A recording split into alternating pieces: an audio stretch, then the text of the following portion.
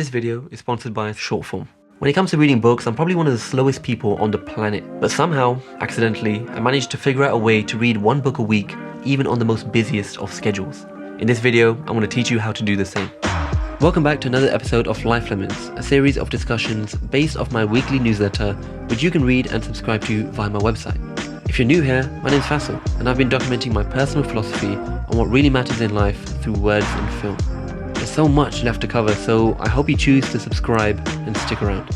Now, before I start, I have to remind you that this is about non-fiction books exclusively. And I know you might be thinking anyone who prioritizes speed of reading over depth of reading is clearly doing it wrong. And I completely agree. However, if you want to read more but you just find yourself being too slow at reading, or you just can't find the time to read, then this video will hopefully provide you some useful tips on how to get that information and put it in your brain more quickly and more regularly. So I've split this video into several sections, including the different ways that I read, tips on keeping the reading habit alive, but also my current setup for reading. So let's get started. The first thing that was instrumental to me reading books much quicker was to consume them via audio. Audiobooks can be more interesting to listen to, they keep at a pace that you're comfortable with, you can speed them up, slow them down, and ultimately for someone who loves to daydream whilst reading a book, it's the perfect cure for my terrible attention span. I use Audible for my audiobooks, and I speed them up to 1.25 or 1.5x speed, which is pretty much the pace I'm speaking at now. And what that also means is that the time taken to complete a book is much shorter. Now, most audiobooks I tend to read are somewhere between 6 and 12 hours roughly. And I know that sounds daunting, that's a lot of time to be committing to something, but let's say for example you have a 1 hour commute, okay? And instead of listening to music on the way there, you listen to an audiobook, you speed it up to about 1.5 times speed, and even on the way back you do the same thing. That's in total like maybe 3 hours, I think, of an audiobook that you've listened to, which means that you could pretty much finish a whole book in a couple of days, which is insane if you think about it. Sometimes I'd even listen to them whilst having breakfast or something where typically I might not be doing something, I might be watching TV or listening to music, and I sort of swap that for the audiobook instead, and that just helps you to finish books much more quicker. At one point I was reading close to maybe 10 books a month, and I wasn't just reading them for the sake of reading them, I was actually really taking them in. So if you suffer a short attention span, or you just want to finish a book for the first time, try audiobooks. The downside is you don't really retain them that well because it's quite hard to make notes or highlights whilst doing it, especially if, let's say for example, you're driving to work and that's how you're consuming the audiobook.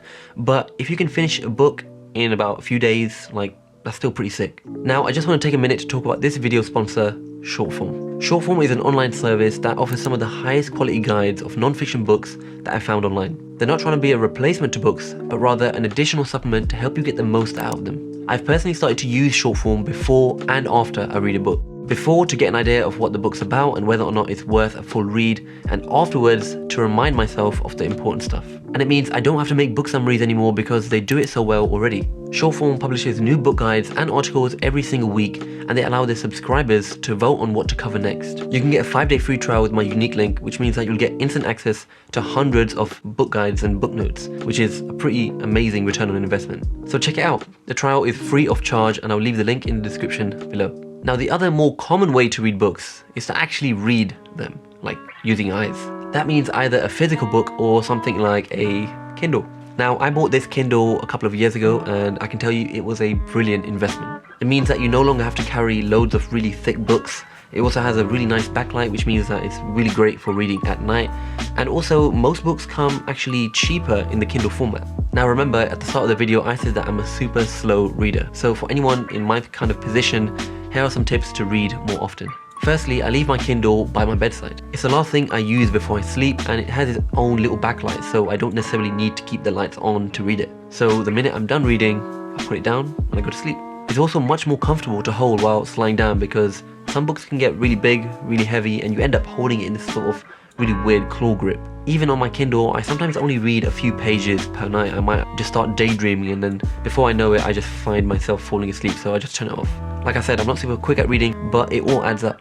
So that is another way you can have another book on the go alongside your audiobooks. And now with regular books, I'll be honest, I love the look and feel, but sometimes it can feel like it's the most inconvenient. You can't carry multiple around, they take up quite a bit of space in your bag, and they also require good lighting. And most of these problems can be solved with the Kindle. Another bonus tip is that you can actually download the Kindle app on your phone. I'm not sure if you can download it on an iPad, which would be amazing, but I don't have one. And what that means is that you get access to all your Kindle books from your phone. And so if you're traveling and you've forgotten something behind, you can always have quick access to it. Now, here comes the interesting bit. There are several tips that help every single reader read more quickly and more often. The basic principles are these. Encourage anything that helps you read more and avoid or make a workaround for anything that makes you read less. So tip 1 is read what interests you, not what you feel you ought to be reading. Not only will it help you to read quicker, but you'll be more interested and have a better habit of reading in the process. Tip 2, if you don't like the book, stop reading it and move on. I feel that this is a big issue for loads of different people, including myself, where we don't really want to move on to the next book without finishing the first one, even though it's proper boring. And what that means is we subconsciously decide not to read at all because we're sticking to this rule that we have to finish that boring book first. So be ruthless with your reading. Not every book is worth your time and attention. Tip 3 is that if you find yourself in a situation where you have more exciting things than to be reading, then fine, don't read. But more times than not, even if that's the type of lifestyle that you're living, you could probably have moments in the day where you could still have an audiobook going in the background. Tip 4 is to use some sort of service like Shortform to evaluate whether or not a book is worth reading in the first place. Sometimes a blurb or a friend's recommendation just isn't representative enough of the actual book. And tip 5 is to read something that will immediately help you to solve a problem in your life. For example, let's say you have a massive talk coming up and you're super nervous, then read the book TED Talks. You'll be super attentive. Or if you're going to start a business, then read a business book. I've personally found that I read the quickest and retain the most when I read like this. So remember, every book is a significant investment of your time, so make sure it's worth it. Now, I thought I'd share with you my current setup and processes for reading. Bear in mind, it's slowly changed over the years and it probably will change in the future, but I've learned a few strategies here and there to help you read more quickly and more effectively. So number 1 is I'll go on Shortform and try and find the book that I'm about to read, and I'll read the one-page summary. If I like the sound of it but I'm unsure if I'll really need to take notes on it, then I would just listen to the audiobook. I might finish that in a week or so, or however long it takes me, but if I find that the book was really full of gems and I want to read it again, but this time take notes, I'll probably buy the Kindle version and read that later on. At the same time, I'll probably be reading a separate book entirely on Kindle, usually at night, like I said. And these are the books that I usually know I'm gonna need notes for, because on the Kindle you can highlight these little passages and then they sync online. Bear in mind, it can take me almost a month or longer to finish a book in this way, but it's better than nothing. I might also read a physical book once in a while just to look interesting to people, like some of the ones there in the back. I'm just joking. But for example, one book I read recently, it wasn't available on audiobook or Kindle, so I had to read the physical version. And at any point, if I don't like the book, boom, throw it away. Well, not really, because I paid for it, but you know what I mean. Now, the last thing I wanted to say before I wrap up this video completely is that the main aim isn't to read quickly, it's to read regularly and make sure that the habit of reading doesn't stop. And I'll be making a whole nother video on how to retain books better, take notes on them, record them, etc. at a later date. But otherwise, thank you so much for watching. Leave a lemon emoji in the comments if you got this far. Check out my newsletter Life Lemons and the article that inspired this video, and I'll see you next time.